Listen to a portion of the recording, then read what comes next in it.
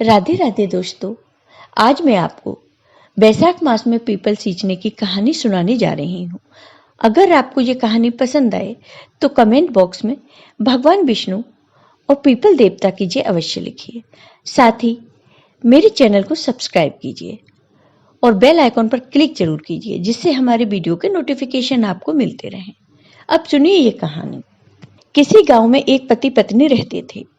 वह दोनों बहुत ही गरीब थे। वे दोनों जंगल से लकड़ी बीनकर लाते थे और लकड़ियों को बेचकर ही अपना घर चलाते थे। एक दिन की बात है, वो दोनों जंगल में लकड़ी बीनने जा रहे थे। पति आगे आगे और पत्नी पीछे पीछे चल रही थी। तभी लकड़हारे की पत्नी ने देखा कि एक बड़ा सा पीपल का पेड़ है और उसके नीचे बहुत सारी औरतें बैठी हैं। यह देखकर लकड़हारे की पत्नी उस पीपल के वृक्ष के पास गई तो उसने देखा वो सब औरतें तो पूजा कर रही थीं और कहानी सुन रही थीं। तो लकड़हारे की पत्नी भी वहीं बैठ गई और कथा सुनने लगी। जब कथा समाप्त हो गई तब उसने उन औरतों से पूछा कि बहनों, आप ये सब क्या कर रही हैं और इससे क्या फल मिलता है। तब उसमें से एक औरत बोली, बहन, यह बैसाख का महीना चल रहा है। इस महीने में पूरे माह सुबह जल्दी उठकर सूर्योदय से पहले स्नान किया जाता है और उसके बाद तुलसी, पीपल या खेजड़ी के वृक्ष की पूजा की जाती है। उनमें जल सींचा जाता है और भगवान विष्णु की कहानियां, कथा कही और सुनी जाती हैं। और बैसाख की पूर्णिमा के दिन ब्राह्मणों को भोजन कराकर उन्हें यथासंभव दान दक्षिणा दी जाती है। लेकिन ध्यान रहे, बैसाख मास में जब भी पीपल की पूजा करो तो रविवार के दिन पीपल की पूजा नहीं की जाती। इस दिन आंकड़े के पेड़ की पूजा करनी चाहिए।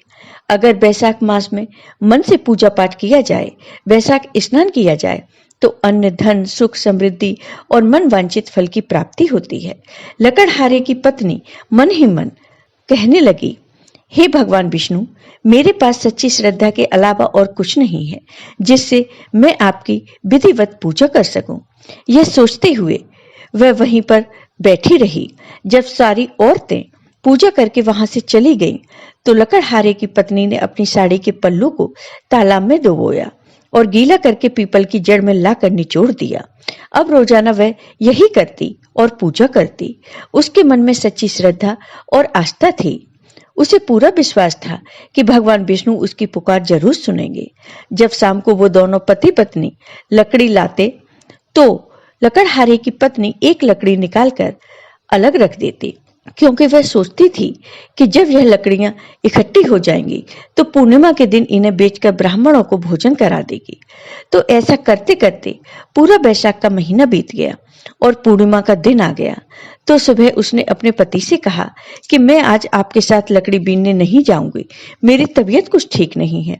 तो उसके पति ने कहा, ठीक है, तुम आराम करो, मैं लकड़ी लेने जाता हूँ। और वह अकेले ही लकड़ी लेने चला जाता है। उसने अपने पति के जाते ही वो लकड़ियां ली जो उसने एक एक करके इकट्ठी की थी।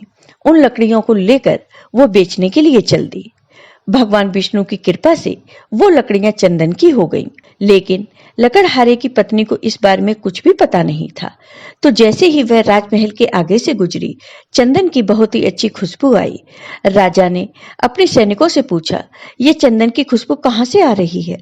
तो सैनिकों ने बाहर आकर देखा और जाकर राजा को बताया कि महाराज, एक औरत चंदन की लकड़ियों का गट्ठर बनाकर बेचने जा रही है। उस गट्ठर में से ये खुशबू आ रही है। तो राजा ने कहा, उस औरत को राजमहल में बुलाओ। तो सैनिक उसे अंदर लेकर आए। राजा ने कहा, मैं तुम्हारी लकड़ियां खरीदना चाहता हूं, तुम बताओ ये लकड़ियां कितने में बेचोगी। तब लकड़हारे की पत्नी ने गट्ठर नीचे रखा और कहा, महाराज, आप जितना चाहे दे दें, मुझे तो सिर्फ 5 ब्राह्मणों को भोजन करवाना है और उन्हें दान दक्षिणा देनी है। अगर आप मुझे इतना दे दें तो आपकी अति कृपा होगी।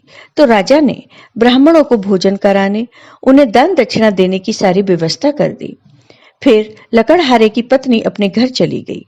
घर आकर उसने भोजन तैयार किया और ब्राह्मणों को बुलाकर उन्हें भोजन करवाया और दान दक्षिणा दी। ब्राह्मण बड़ी खुशी से उसे आशीर्वाद देकर वहां से चले गए। उसकी सच्ची श्रद्धा और भक्ति भाव देखकर भगवान विष्णु बहुत प्रसन्न हुए और लकड़हारे के टूटे फूटे घर की जगह एक सुंदर महल बन गया। जब शाम को लकड़हारा घर आया तो अपने घर की जगह महल देखकर वह चकित रह गया। तब गांव वालों ने कहा कि तुम तो सारा दिन जंगल में लकड़ियां बीन रहे थे और तुम्हारी पत्नी पीछे से पता नहीं क्या कर रही थी, लेकिन लकड़हारे ने उन सब की बात अनसुनी कर दी और वह अपने घर गया। उसकी पत्नी बाहर आई और बोली कि आप अंदर आइए, यह सब तो हमें भगवान विष्णु की कृपा से प्राप्त हुआ है। पति अंदर गया तो उसकी पत्नी ने उसको सारी कहानी सुनाई। यह सुनकर लकड़हारा बहुत खुश हुआ। फिर दोनों ने भोजन किया। अब वह दोनों पति पत्नी रोजाना पीपल को सींचते और भगवान विष्णु की पूजा करते। भगवान विष्णु और पीपल देव की कृपा से वो दोनों पति पत्नी खुशी खुशी रहने लगे। जय हो भगवान विष्णु की, जय हो पीपल देव की। आपको ये वीडियो पसंद आया हो तो कमेंट बॉक्स में कमेंट करके जरूर बताइए। साथ ही मेरे वीडियो को ज्यादा से ज्यादा शेयर करिए। धन्यवाद दोस्तों।